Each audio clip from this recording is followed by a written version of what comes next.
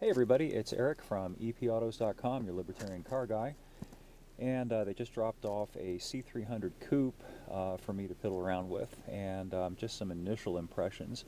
Taking a little scan with my crappy not GoPro, Contour Roam camera around the interior of the car. It's definitely got a very pretty interior. I like the way that they've integrated some of the old school themes, like these ball vents. I like the ball vents a lot. I think those are functionally very appealing, and they also look really nice, along with some genuinely ergonomically, thoughtfully designed controls, like these little tap switches. And also, I love the wheel that they have here for the volume. It's very tactile. You know, you can feel it with your index finger, and you can increase or decrease the volume while you're driving without looking at it. On the other hand, then you've got this mouse controller, which is a tap mouse,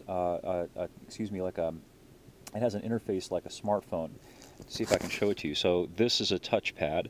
You can see if I move this around, I can get to various things here, and then you use this wheel to make other adjustments, and you push on it to make various other adjustments. So it's a multi-step operation, and you know, it's very pretty to look at it. The screen is beautiful. For a Gen X guy like me that grew up in the 80s, before all this stuff, this is literally like stepping into the future, except it's the present. Looking at a car like this and imagining how a car like this would have looked back in, say, 1985 or 86, I mean, it's almost Star Trekian. But on the downside, the ergonomics and the functionality of these things is questionable to me. I think that trying to emulate the way an iPad or a desktop, or not a desktop, but a pad or a laptop computer works in a car might not be the greatest thing since sliced bread, simply because in order to use it efficiently, you kind of have to look at it. You know, you kind of have to, okay, I've got my finger here, then I have to look at that, and then I have to rotate this and do that.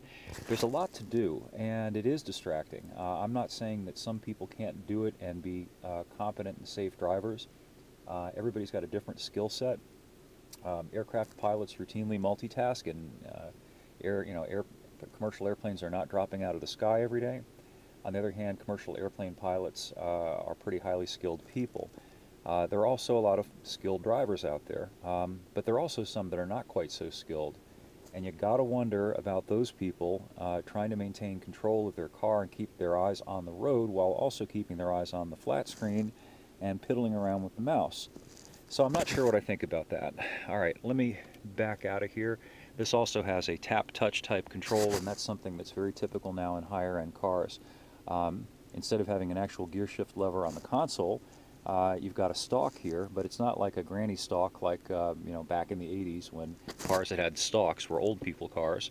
But you have this little mini stalk here, and you kind of tap it up or tap it down to engage drive or reverse, and if you want park, you just push on that button.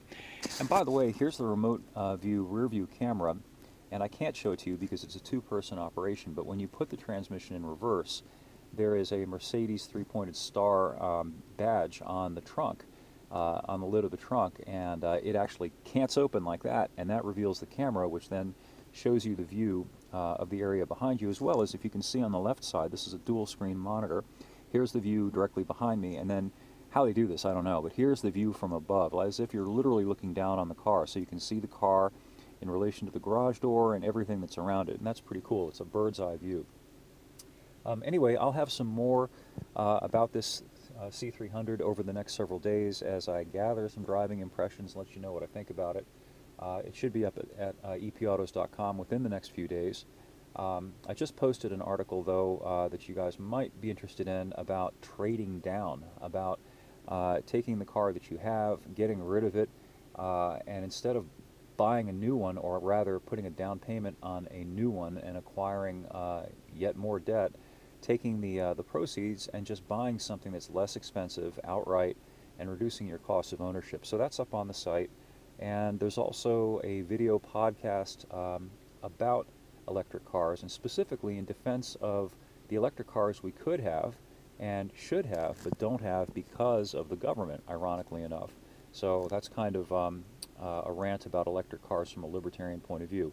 Anyway, thanks for listening, thanks for viewing, and I hope to see you on the site, and we'll catch up with you next time.